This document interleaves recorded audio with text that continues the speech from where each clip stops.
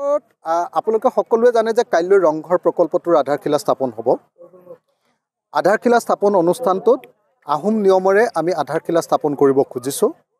কিন্তু একেটা সময়তে অৱশ্যে ভূমি পূজন নামৰ এটা কামো কৰিব খুজিছে, যিটো আমাৰ আহোম পৰম্পৰা বা অসমীয়া পৰম্পৰা নহয়, যিটোক আমি সমৰ্থন নকৰি ভূমি পূজনটোক আমি আহোম নিয়মৰে কাইলৈ যি পূজা কৰিব খোজা হৈছে তাক আমি সমৰ্থন কৰিছোঁ।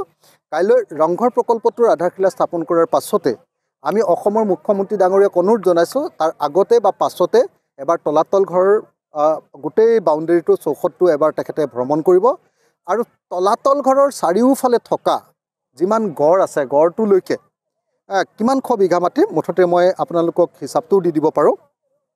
সেই আটাইবিলাক মাটি আমি অধিগ্ৰহণ কৰিবৰ কাৰণে অসমৰ মুখ্যমন্ত্ৰী ডাঙৰীয়াৰ লগত কথা পাতি আছোঁ। অসমৰ মুখ্যমন্ত্ৰী ডাঙৰীয়াক লগত যোৱা 24 এপ্ৰিল 2023 তাৰিখৰ দিনা 24 এপ্ৰিল 2023 তাৰিখৰ দিনা তলাতল ঘৰ প্ৰকল্প নামৰ এটা প্ৰকল্প ল'বৰ কাৰণেও মুখ্যমন্ত্ৰীয়ে সিদ্ধান্ত ঘোষণা কৰিছিলে আমাৰ শিৱসাগৰৰ সকলো বিধায়কৰ সন্মুখত দিছপুৰৰ জনতা ভৱনত। গতিকে কাইলৈ দিনটো আমাৰ কাৰণে শিৱসাগৰবাসী ৰাইজৰ কাৰণে বহুত ডাঙৰ দিন, ঐতিহাসিক দিন, যে কাইলৈ আমাৰ তলাতল ঘৰ প্ৰকল্পৰ আধাৰশিলা স্থাপন হ'ব আৰু ৰংঘৰ প্ৰকল্পৰ আধাৰশিলা স্থাপন হ'ব কাইলৈ দিনটোত।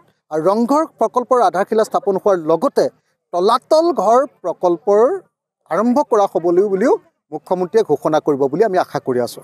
লগতে ৰংঘৰৰ পৰা তলাতল ঘৰলৈ আহিবৰ কাৰণে এটা গ্ৰীণ কৰিডৰ নথবা এটা টানেল, যাতে ইয়াৰ পৰা ডাইৰেক্টলি ৰংঘৰৰ পৰা তলাতল ঘৰলৈ আহিব পাৰে, তাৰ কাৰণেও আমি অসমৰ মুখ্যমন্ত্ৰী ডাঙৰীয়াক অনুৰোধ জনাই আহিছোঁ। নিশ্চয় কাইলৈ এইটো ঘোষণা হ'ব।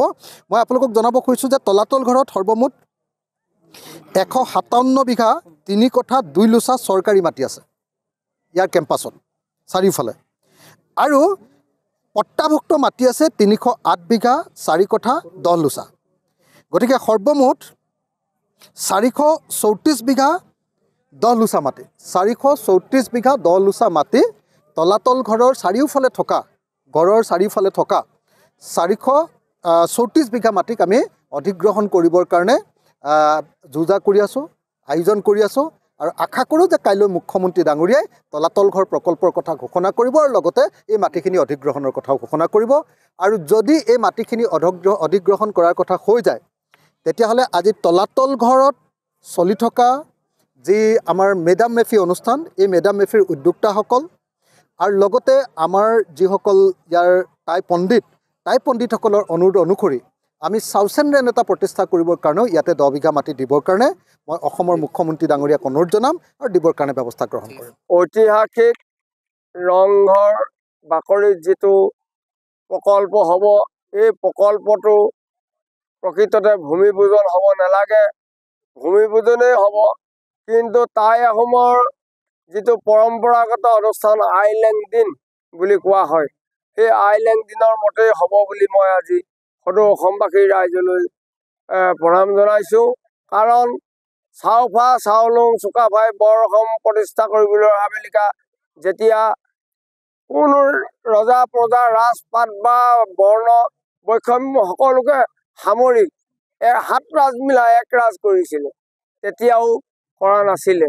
গতিকে আজি মই এই ঐতিহাসিক তলাতল ঘৰ মেডাম মেফি প্ৰাংগণৰ পৰা মলুং পৰিষদৰ হৈ আজি সদৌ অসমবাসী ৰাইজলৈ আহ্বান জনাইছোঁ যে ভূমি পূজন নহয়, এই তাত আইলেং দিনৰ এভাগী তৰ্পণ আগবঢ়াই সেই যিটো প্ৰকল্প উন্মোচন হ'ব, সেই প্ৰকল্পটো উন্মোচন কৰিবলৈ সকলো ৰাইজলৈকে প্ৰতি আহ্বান জনাইছোঁ। আজি এই পবিত্ৰ মেডাম মেফিৰ দিনত সদৌ অসমবাসীক আমি আশীৰ্বাদ দিয়াৰ লগতে আমি ঐতিহাসিক যি তলাতল ঘৰত আমাৰ অতীজৰ পৰা যি মেডাম মেফি আমি এই পূজা ভাগ উদযাপন কৰি আহিছোঁ উপপুৰুষৰ নিমিত্তে।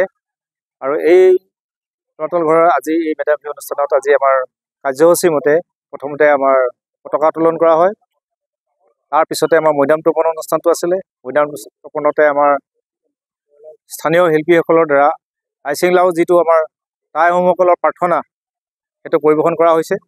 তাৰপিছতে আছে আমাৰ বিভিন্ন টাই সাংস্কৃতিক জনজাতীয় সাংস্কৃতিক অনুষ্ঠান আৰু বিশেষকৈ আজি এটা ব্যক্তিক্ৰম অনুষ্ঠান আমাৰ যথাৰ্থতে অসমৰ পোনপ্ৰথমবাৰে আমি তলাতল ঘৰতে উদযাপন কৰিছোঁ। সেইটো হৈছে আমাৰ যিটো সম্প্ৰীতি এসাঁজ।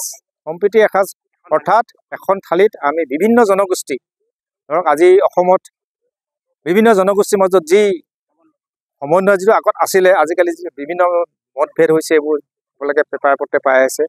গতিকে আমি এটা গোটেই অসমবাসীক আমি যি ইয়াৰ দ্বাৰা এটা মেছেজ দিব বিচাৰিছোঁ যে এই থালিখনতে আমি বিভিন্ন জাতি যেনে বড়ো, কছাৰী, মিৰি, মিচিং, তাৰপিছতে আমাৰ মুছলমানসকল, তাৰপিছত শিখ, কাৰ্বি, নেপালী সকলোৱে একেলগে মিলি প্ৰত্যেকটো জাতি এজন এজন প্ৰতিনিধিক আমি নিমন্ত্ৰণ কৰি আনি এই সম্প্ৰীতি এসাঁজত একেলগে আমি খোৱাৰ এটা পৰিৱেশ কৰিছোঁ।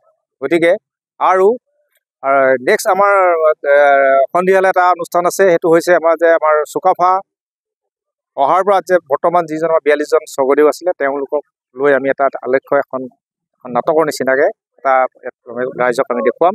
গতিকে সমূহ ৰাইজক উপস্থিত থাকি আমাক সহায় সহযোগিতা আগবঢ়াব বুলি আশা ৰাখিলোঁ। ধন্যবাদ। আপুনিও ভুগিছে নেকি গেছৰ সমস্যাত? গেছ আৰু লিভাৰ ৰিলেটেড সকলো সমস্যাৰ একমাত্ৰ সমাধান গেষ্ট্ৰচিটি। বদহজম, এচিডিটি, ফেটি লিভাৰ, পাইলছকে আদি কৰি ভিন্ন গেছৰ সমস্যাৰ সমাধানৰ বাবে কেৱল আপোনাৰ কাষত গেষ্ট্ৰচিটি।